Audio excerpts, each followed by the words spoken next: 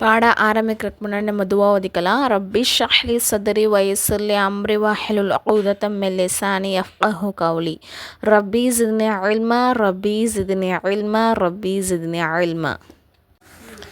பாடம் 11 ஹஜருல் அஸ்வத் பற்றிய தீர்ப்பு. ஒரு தடவை காபத்துல்லா புதுப்பிக்கிறாங்க, சரிங்களா? புதுப்பிச்சுக்கிட்டு இருக்கும் போது அப்போ பழைய சுவர்கள்லாம் இடிச்சிட்டு புதுசாக கட்ட போகும்போது ஒரு பக்கம் ஹஜருல் அஸ்வத் இருக்குது. ஹஜருல் அஸ்வத் அப்படின்னு சொன்னால் ஹஜருன்னா கல், அஸ்வத்னா கருப்பு கல். அந்த கல்லை யார் அங்கே வச்சாங்க அப்படின்னு சொன்னால் இப்ராஹிம் அலைஹிஸ்ஸலாம் அவர்களால் அவங்களுடைய கையால் காபத்துல்லா கட்டும் போது வைக்கப்பட்டது. அப்போ அது ரொம்பவே பரக்கத் பொருந்தியது. அப்போ எல்லாமே கட்டினதுக்கப்புறம் அந்த சுவரில் அந்த கல் வைக்கணும் இல்லையா? அந்த டைம் வரும்போது மட்டும் எல்லா கோத்திரத்தில் உள்ள மனிதர்களும் நாங்கள் தான் அந்த கல்லை வைப்போம், சிறப்பான கல்லை நாங்கள் தான் வைப்போம்னு சண்டை போட்டுக்கிறாங்க. அப்போ அதுலேருந்து ஒரு பெரியவங்க என்ன சொல்கிறாங்கன்னா, அடுத்த நாள் காலையில் யார் முதல்ல இந்த காபத்துக்குள்ளே வர்றாங்களோ அவங்களுடைய தீர்ப்பை எல்லாரும் ஏற்றுக்கணும் அப்படின்னு சொல்லிட்டு அவங்க சொல்கிற முடிவு தான் இறுதியானது அப்படின்னு சொல்கிறாங்க. அப்போ எல்லாருமே ஆவலாக காத்துக்கிட்டு இருக்கும் போது அல்லாஹ்வுடைய நாட்டம்படி யார் முதல்ல நுழையிறாங்க அப்படின்னு சொன்னால் நம்மளுடைய நபி முஹம்மது ஸல்லல்லாஹு அலைஹி வஸல்லம் அவர்களை தான் உள்ளக்க நுழையிறாங்க. அப்போ மக்கள் எல்லாருக்குமே மகிழ்ச்சி. ஏன்னா அவங்க ஒரு நம்பிக்கைக்குரியவங்க அப்படின்னு சொல்லிட்டு எல்லாருக்குமே தெரியும் இல்லையா? அதனால அவங்களுடைய தீர்ப்பை எல்லாருக்கும் அக்செப்ட் பண்ணிக்கிறாங்க. என்ன அவங்க முடிவு பண்ணுறாங்க அப்படின்னு சொன்னால், ஒரு போர்வையை விரித்து அதில் ஹஜருல் அஸ்வத்தை வச்சு அந்த போர்வையுடைய ஒவ்வொரு மூளையும் இருக்கும் இல்லையா? அதை ஒவ்வொரு கோத்திரத்தோடைய தலைவர்களும் தூக்கி பிடிச்சி தரணும். அதை ரசூல்லா அதில் வைக்கிறதா முடிவு பண்ணுறாங்க. அப்புறம் கடைசியில் அந்த கல்லை ரசூல்லாவே வச்சிடுறாங்க. வச்சதுக்கப்புறம் இந்த தீர்ப்பை எல்லா மக்கள் அக்செப்ட் பண்ணி இதே மாதிரி காரியத்தை நடத்தி முடிச்சிடுறாங்க. இந்த பாடத்தோட கேள்வி சுவரில் ஹஜருல் அஸ்வத் கல்லை வைக்கும்போது என்ன நிகழ்ச்சி நடந்தது? ரெண்டாவது கொஸ்டின் ஹஜருல் அஸ்வத் கல் விஷயத்தில் நபி ஸல்லல்லாஹு அலைஹி வஸல்லம் அவர்கள் என்ன தீர்ப்பு கூறினார்கள்? பாடம் 12 முஹம்மது ஸல்லல்லாஹு அலைஹி வஸல்லம் அவர்கள் நபியாகுதல். ரசூல்லா என்ன பண்ணுறாங்க அப்படின்னு சொன்னால் மக்காவுக்கு பக்கத்தில் உள்ள ஒரு ஹிரா குகையில் போய் என்ன பண்ணுறாங்க அப்படின்னு சொன்னால் தனிமையில் இருக்க ஆரம்பிக்கிறாங்க. தனிமையில் இருந்து என்ன சிந்திக்கிறாங்க அப்படின்னு சொன்னால் இந்த மக்களெல்லாம் எப்படி வழி நடத்துறதுன்னு, கெட்ட பழக்கத்தில் மூழ்கி போயிருக்காங்களேன்னு சொல்லிட்டு அவங்களே தனிமையிலேருந்து சிந்திக்க ஆரம்பிக்கிறாங்க. அப்போ அவங்களுக்கு சாப்பிட்றதுக்கு தண்ணியும் மாவும் எடுத்துக்கிட்டு போவாங்க. தீந்து போயிடுச்சு அப்படின்னு சொன்னால் திரும்பவும் கீழே வீட்டில் எடுத்துக்கிட்டு போவாங்க. இதை ஒரு வழக்கமாக வச்சுக்கிட்டு இருந்திருக்காங்க. அப்போ ஒரு தடவை அவங்களுடைய வயது 40, சரிங்களா? 40 ரபியுல் அவ்வல் மாதம் திங்கட்கிழமை ஃபஜ்ருடைய நேரத்தில் ஜிப்ரீல் அலைஹிஸ்ஸலாம் வர்றாங்க. திடீர்னு நபித்துவத்தோடைய நற்செய்தியை சொல்லிவிட்டு என்ன பண்ணுறாங்க அப்படின்னு சொன்னால் அல்லாஹ்வுடைய வேதத்தை சொல்லி வஹியை கொண்டு வர்றாங்க. நீங்கள் ஓதுங்க அப்படி சொல்லிட்டு சொல்லும் போது அப்போ அந்த காலத்தில் மோஸ்ட்லி யாருமே படிக்க மாட்டாங்க, எழுதலாம் தெரியாது. ஒரு 2-3 பேர் இந்த மாதிரி கிட்ட தான் நல்லா எழுதுறது படிக்கிறது இந்த மாதிரி இருக்கும். அப்போ ரசூல்லாவுக்கு எழுதவும் தெரியாது, படிக்கவும் தெரியாது. அப்போ எனக்கு படிக்க தெரியாது, ஓத தெரியாது அப்படின்னு சொல்கிறாங்க. அப்போ என்ன பண்ணுறாங்கன்னா ஜிப்ரீல் அலைஹிஸ்ஸலாம் அவங்கள கட்டி அணைச்சி இப்போ நீங்கள் ஓதுங்கன்னு சொல்லும்போது எனக்கு ஓத தெரியாது அப்படின்னு சொல்லிட்டு இதே மாதிரி 3 தடவை சொல்லி அவங்கள கட்டி அணைச்சி சொல்கிறாங்க. 3ஆவது வாட்டி நல்லா இறுக்கமாக அணைச்சி நீங்கள் இப்போ ஓதுவீராக அப்படி சொல்லிட்டு இக்ரா பிஸ்மி அந்த சூறா ஃபஸ்ட்டு 5 ஆயத்தை அவங்களுக்கு ஓதி காட்டுறாங்க. ரசூல்லாவும் என்ன பண்ணிடுறாங்க, திரும்பவும் ரிப்பீட் பண்ண ஆரம்பிச்சிடுறாங்க. அப்புறம் ரசூல்லாவுக்கு ரொம்பவே பயமும் நடுக்கமும் வர ஆரம்பிச்சிருது. அதுக்கப்புறம் என்ன பண்ணுறாங்கன்னா அவங்க வீட்டுக்கு வேகமாக ஓடி அவங்களுடைய மனைவி ஹதிஜா அம்மையார்கிட்ட என்ன சொல்கிறாங்கன்னா, என்னை போற்றி விடுங்க அப்படி சொல்லிட்டு குகையில் நடந்த விஷயம் எல்லாத்தையுமே சொல்கிறாங்க.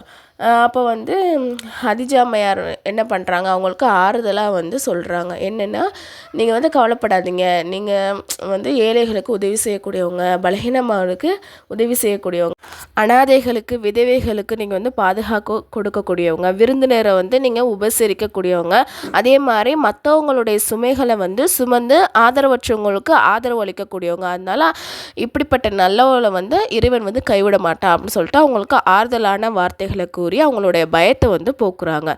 இந்த பாடத்துடைய கேள்வி என்ன அப்படின்னு சொன்னால், நபி ஸல்லல்லாஹு அலைஹி வஸல்லம் அவர்கள் ஹிரா குகையில் என்ன செய்தார்கள்? அதே மாதிரி ரெண்டாவது கொஸ்டின் ஹதிஜா அம்மையார் நபி அவர்களுக்கு எப்படிப்பட்ட வார்த்தைகளை கூறி ஆறுதல் கூறினார்கள்? பாடம் 13 அல்லாஹ்வின் தூது. ரமலான் மாதம் 17ஆம் தேதி அல்லாஹ்வுடைய தூது திரும்பவும் வருது. அப்போ ஜிப்ரீல் அலைஹிஸ்ஸலாம் அல்லாஹ்வுடைய வேதத்தை கொண்டு வர்றாங்க. அதுக்கப்புறம் நபி ஸல்லல்லாஹு அலைஹி வஸல்லம் ஏகத்துவம் மற்றும் தூதுத்துவத்தின் பக்கம் மக்களை அழைக்கிறதுக்கு ஸ்டார்ட் பண்ணுறாங்க. என்ன சொல்கிறாங்க அப்படின்னு சொன்னால், அல்லாஹ் ஒருவன் தான், அவன் தான் அனைத்தையும் படைத்தான், அவன் எல்லா படைப்பினங்களுக்கும் அரசனாகவும் இரட்சகனாகவும் இருக்கிறான். எனவே அவனுடைய கட்டளைக்கு நீங்கள் வந்து கட்டுப்படுங்க, அவனை மட்டுமே நீங்கள் வணங்குங்க. அல்லாஹ் நான் வந்து அல்லாஹ்வுடைய தூதராக இருக்கிறேன், என்னையே நீங்கள் வந்து பின்பற்றுங்க, நீங்கள் வந்து தீமையை செய்யாதீங்க, நல்ல காரியங்களை வந்து செய்யுங்க. அப்போது தான் வந்து அல்லாஹ் என்ன பண்ணுவான்னா உங்கள் மீது மகிழ்ச்சி அடைந்து உங்களுக்கு சொர்க்கத்தை தருவான். கெட்ட மனிதர்கள் மீது அல்லாஹ் கோபப்பட்டு அவர்களை மிக கடுமையாக தண்டிப்பான் அப்படின்னு சொல்லிட்டு என்ன பண்ணுறாங்கன்னா பிரச்சாரம் பண்ணுறாங்க மக்களுக்கு. இந்த பாடத்துடைய கேள்வி என்ன அப்படின்னு சொன்னால், நபி ஸல்லல்லாஹு அலைஹி வஸல்லம் அவர்களுக்கு அல்லாஹ்வின் தூது எந்த தேதியில் வந்தது? 2வது கொஸ்டின் வந்து நபி ஸல்லல்லாஹு அலைஹி வஸல்லம் அவர்கள் மக்களுக்கு என்ன கூறி அழைப்பு விடுத்தார்கள்? 14வது பாடம் முதலில் ஈமான் கொண்டவர்கள். நல்ல மனிதர்கள் நபி ஸல்லல்லாஹு அலைஹி வஸல்லம் அவர்களுடைய அழைப்பை வந்து ஏற்றுக்கிறாங்க.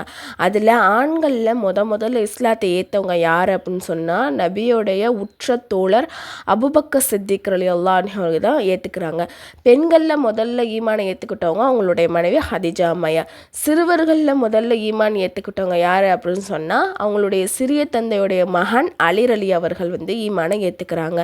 அடிமைகளில் வந்து இஸ்லாத்தை ஏற்ற முதல் நபர் யார் அப்படின்னு சொன்னால், அடிமையான ஹல்ரத் ஸைத் ரலியல்லாஹு அன்ஹு அவர்கள் வந்து இஸ்லாத்தை ஏற்றுக்கிறாங்க. இந்த நால்வருமே மிகவும் நல்லவங்களாக இருந்திருக்காங்க. அதே மாதிரி இந்த நால்வருமே எப்போதுமே நபியோடையே இருப்பாங்க. நபி அவர்களை மிக நல்லவராக நம்பினார்கள். நபி வந்து போய் பேச மாட்டாங்க, அவங்க வந்து ரொம்பவே நல்லவங்க அப்படின்னு சொல்லிட்டு நபியை வந்து நம்பக்கூடியவங்களாக இருந்திருக்காங்க. அதே மாதிரி எது சொன்னாலும் உடனே வந்து அதை ஏற்றுக்கிட்டு செய்யக்கூடியவங்களாக இருந்திருக்காங்க. அல்லாஹ் இவர்களை புரிந்து கொண்டான். சரிங்களா? இந்த பாடத்துடைய கேள்வி என்ன அப்படின்னு சொன்னால், யார் யார் முதலில் இஸ்லாத்தை ஏற்றார்கள்? பாடம் 15 மலைக்குன்றின் சொற்பொழிவு. ரசூல்லா வந்து முதல்ல வந்து மறைமுகமாக தான், சும்மா தெரிஞ்சவங்களுக்கு இது மாதிரி மறைமுகமாக தான் இஸ்லாத்தை வந்து அழைப்பு பண்ணிக்கிட்டு இருக்காங்க. அப்புறம் அல்லாஹ் வந்து என்ன பண்ணுறாங்கன்னா, நீங்கள் பகிரங்கமாக எல்லாருக்குமே இந்த அழைப்பு பணியை பண்ணுங்க அப்படின்னு சொன்னோன்னே ரசூல்லா என்ன பண்ணுறாங்க அப்படின்னு சொன்னால், சஃபா மலை மேலே ஏறி நின்று குறைஷி கோத்திரத்தார் அனைவரையும் குரல் கொடுத்து ஒவ்வொரு கோத்திரத்தாரையும் பேர் சொல்லி எல்லா கோத்திரத்தாரையும் அந்த அவங்க நிற்கக்கூடிய அந்த மலைக்குன்றின் பக்கம் வந்து வர சொல்கிறாங்க. அப்போ எல்லாருமே ஒன்று கூடிடுறாங்க. அப்போ வந்து ரசூல்லா என்ன சொல்கிறாங்க அப்படின்னு சொன்னால், நான் இப்போ இந்த மலைக்கு மேலே நிற்கிறனால நான் 4 பக்கமும் பார்க்கக்கூடியவனாக இருக்கேன். நீங்கள் கீழே இருக்கனால ஒரு பக்கம் தானே பார்க்க முடியும். அப்போ நான் வந்து இந்த மலைக்கு பின்னாலிருந்து ஒரு கொள்ளையர்கள் வந்து நம்மளை தாக்க வர்றாங்க அப்படின்னு நான் சொன்னால் நீங்கள் நம்புவீங்களா அப்படின்னு கேட்குறாங்க. அதுக்கு மக்கள் எல்லாருமே ஒரே குரலில் என்ன சொல்கிறாங்கன்னா, நிச்சயமாக நாங்கள் நம்புவோம், ஏன்னா நீங்கள் வந்து பொய் பேச மாட்டீங்க, நீங்கள் வந்து உண்மையாளர், நம்பிக்கைக்குரியவர் அப்படின்னு சொல்கிறாங்க. அதுக்கப்புறம் ரசூல்லா சொல்கிறாங்க, மக்களே நான் இது வந்து ஒரு உதாரணத்துக்காண்டி உங்களுக்கு சொன்னேன். அதுக்கப்புறம் என்ன சொல்கிறாங்கன்னா, மக்களே மரணம் உங்களை வந்து எதிர்பார்த்து நிற்கிறது. என்னைக்காவது ஒரு நாள் நம்ம எல்லாருமே வந்து என்னது மௌத்தா போகக்கூடியவங்க தான். அல்லாஹ் தான் என்னது நிரந்தரமானவன். அல்லாஹ்ட்ட தான் போய் நம்ம வந்து அவன்கிட்ட தான் போய் நிற்க வேண்டியதாக இருக்கும். மேலும் நமது செயல்களுக்கு பகரம் பெற வேண்டும், நம்ம செஞ்சதுக்கு கூலி வந்து பெற வேணும். அப்போ நீங்கள் வந்து ஈமான் கொண்டு நல்லவராக ஆகாட்டி உங்கள் மீது கடுமையான தண்டனைலாம் இறங்கக்கூடும். நீங்கள் வந்து வெறும் இந்த உலகத்தை மட்டும் தான் பார்க்குறீங்க, ஆனால் நான் வந்து எனது மறுமையில் நடக்கக்கூடிய விஷயத்தையும் பார்க்குறேன் அப்படின்னு சொல்லிட்டு என்ன பண்ணுறாங்கன்னா, இந்த சொற்பொழிவு வந்து அழகாக நடத்துகிறாங்க. நபியகளாரே உண்மையாளர் நம்பிக்கையாளர் என்று நம்பி வந்த மக்காவாசிகள் இந்த விஷயத்தை ஏற்கலை. அது மட்டும் இல்லாமல் நபிகளாரை வந்து மிக கடுமையாக வந்து ஏசி பேசியவர்கள் நபி ஸல்லல்லாஹு அலைஹி வஸல்லம் அவர்களின் சிறிய தந்தை அபுலஹப் மிக மும்முரமாக இருந்தார். அவர் தான் ஃபஸ்ட்டு அதில் ரசூலுல்லாஹ் திட்டுறதுல மும்முரமாக இருக்கார். அவர் சொன்னார், இதற்காக தான் எங்களை வந்து இங்கே கூப்பிட்டியா அப்படின்னு சொல்லிட்டு ரொம்ப கடுமையாக கோபத்தோடு அவங்க வந்து கேட்குறாங்க. இந்த பாடத்துடைய கேள்வி வந்து, நபி ஸல்லல்லாஹு அலைஹி வஸல்லம் அவர்கள் மலைக்குன்றில் நின்று மக்களிடம் என்ன கூறினார்கள்? மக்காவாசிகள் 2வது கொஸ்டின் வந்து, மக்காவாசிகள் நபி ஸல்லல்லாஹு அலைஹி வஸல்லம் அவர்களின் பதிலை கேட்டுவிட்டு என்ன கூறினார்கள்? இது வந்து ஃப்ரீ முஅல்லமா கோர்ஸ். இதில் வந்து நான் சேரன்னு விருப்பம் உள்ளவங்க, அதாவது ஒன்லி லேடிஸ் மட்டும் இதில் வந்து ஜாயின் பண்ணிக்கோங்க. நான் வந்து கீழே டிஸ்கிரிப்ஷனில் வந்து டெலகிராம் குரூப்போடைய லிங்க் வந்து கொடுத்துட்றேன், அதில் வந்து ஜாயின் பண்ணிக்கோங்க. அதில் வந்து டீட்டெயில்ஸ் வந்து இருக்குது.